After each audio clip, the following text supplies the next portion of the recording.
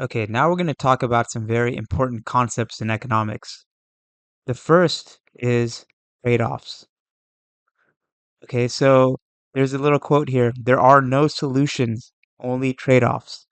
So this is a very important mindset to have to think like an economist because the typical kind of thinking in society is that you can have everything. It's a and. So you want free education and free healthcare and pension when you retire and uh, a space program and all the things that kind of are promised by politicians and kind of believed to be all possible. Uh, this is a thinking and a mindset divorced from this reality that we talked about of scarcity. Okay, so there are trade-offs that had to be made. A more realistic kind of mindset is an or mindset. So we can have this or this. We can have that or this. Okay, so one thing is necessarily gonna involve a trade-off or some cost for something else. Okay, so um, you know, it's believed, the a common kind of thinking is okay, if America was able to send people to the moon, therefore we should be able to fix XYZ problem. Now, the problem is that the money spent on sending someone to the moon was money taken away from doing some other thing. So this was a trade-off that was made between our government and its priorities. Okay, so I'm not saying it's wrong. The space program had many benefits, but the reality is that it involved uh, allocating not just the money that was spent, but the engineers, the the managers, whoever was involved with that could have been used to address some other problem or work on some other project that society may have wanted, but they were allocated to work on the space program. So some what are some other examples? Uh, Cancer drugs. Okay, so at the end of life for a lot of cancer patients who have terminal cancer, they're given very expensive drugs. Okay, let's say they were given a drug that cost three or $400,000. Okay, now that money uh, is spent. It's the drug company makes that money. If you were to ask the family or that individual, okay, would you rather have this drug which may extend your life 6 months, or we could give you that $200,000, $300,000 to have a nurse stay, come to your house every day and take care of you so that you can kind of pass away in a more uh, uh, comfortable way. I suspect many people would uh, want to take that money and use it for that purpose rather than spending it on the drug. Um, so that trade-off is there. That money could have been allocated to many different things. The trade-off for the drug is maybe get a little longer life, but same money could have been used for different purpose. Land use. So this is a real estate class. When you have a plot of land, you could build a hotel on it, but then that land is now you've traded the use. You could have built an apartment complex. You could have been office space. So there's a trade-off that was made by building that hotel.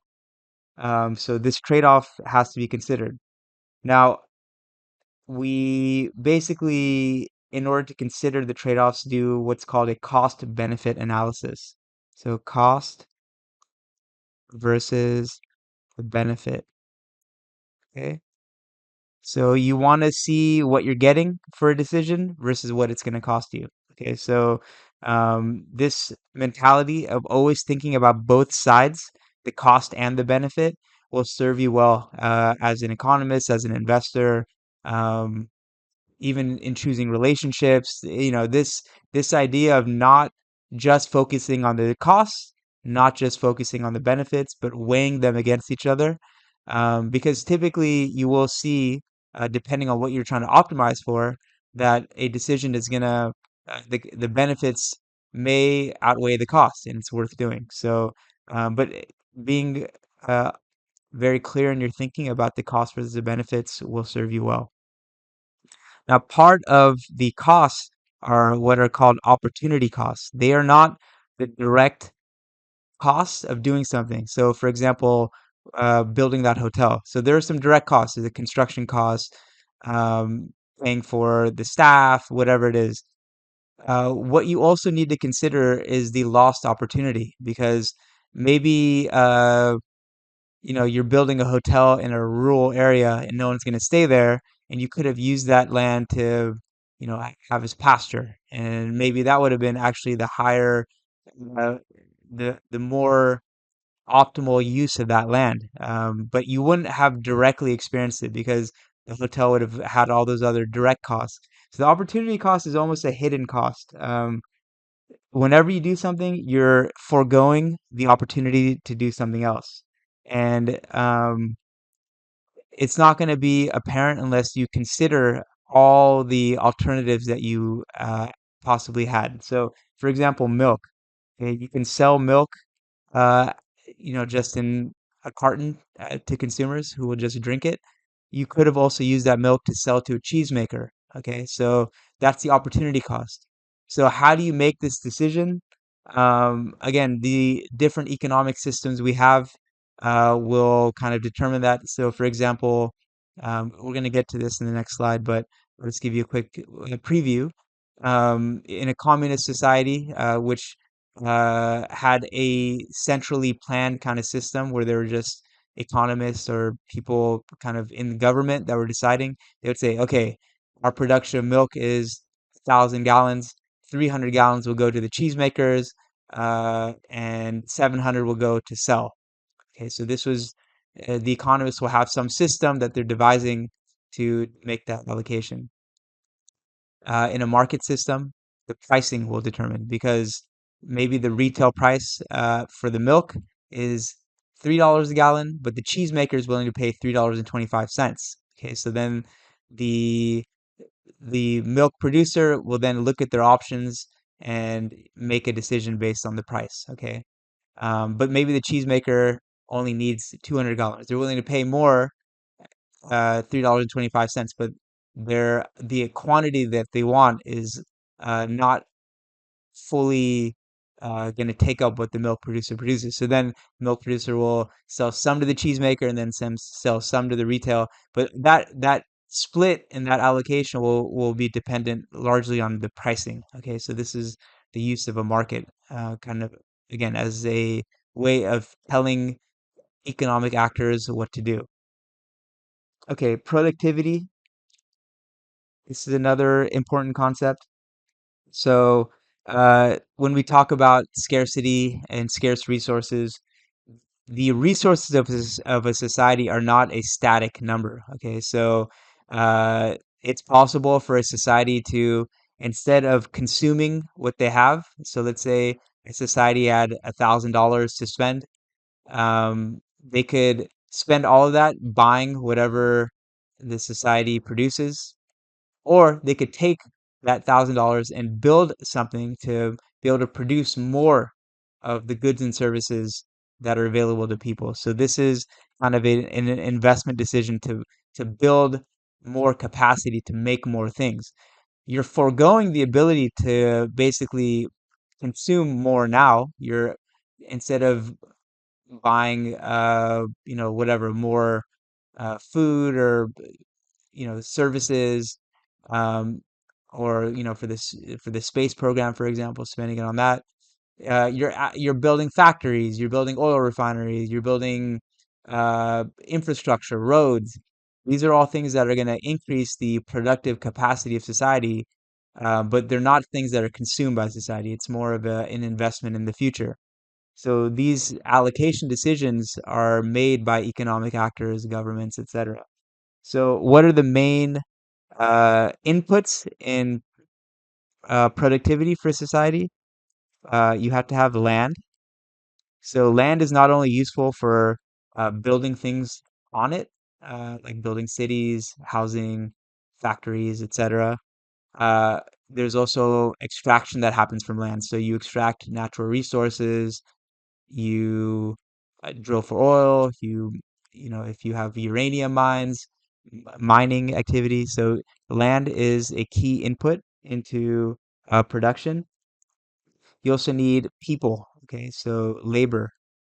Labor is necessary to actually uh, do things. Okay, so this has shifted. The things that required used to require a lot of labor, for example, agriculture. A lot of it is mechanized now, right? We have machines, we have uh, tools to replace a lot of human labor that used to go into that particular industry or production. Um, which kind of gets us to our next uh, kind of input in productivity, which is capital. Okay. So capital can be in the form of money. This is a way of kind of um,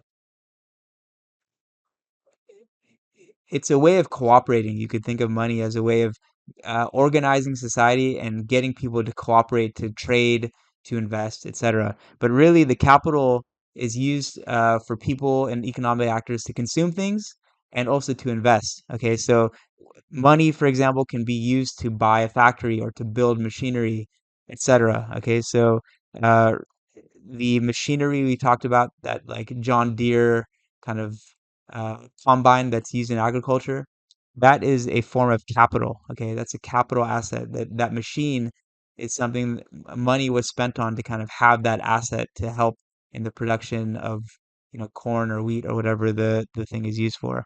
So capital is money and all the kind of productive assets that a society has. And then the final thing is business skill. Okay.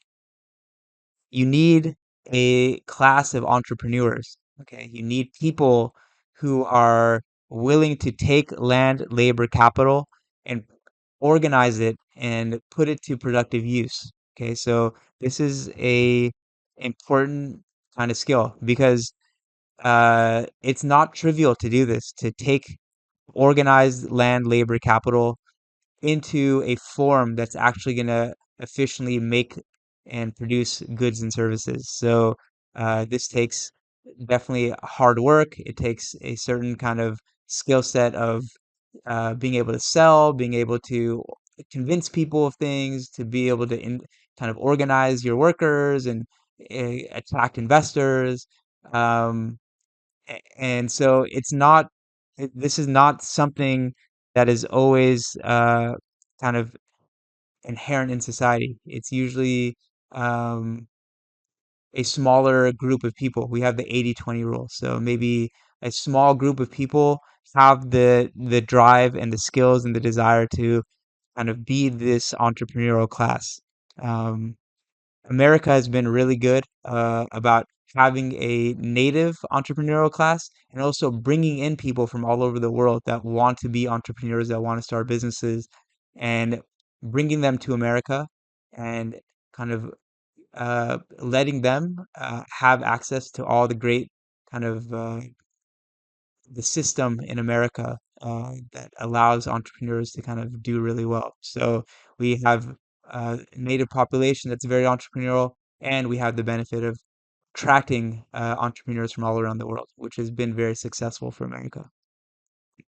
Okay, and then the final thing, uh, what economics is not, which is a common misconception, is how to make money or profits. It's really the study of trade-offs. Okay, it's a study of trade-offs.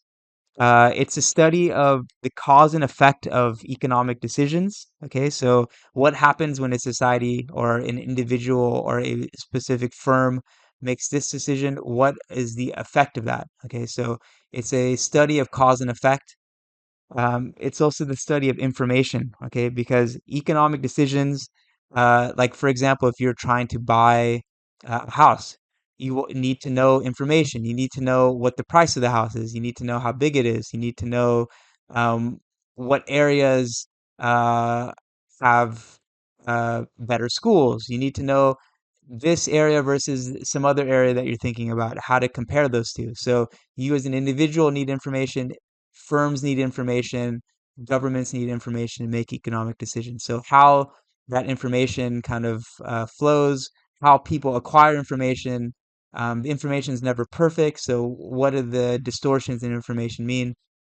All these types of questions are what economics uh, economists study, what economic thinking is all about.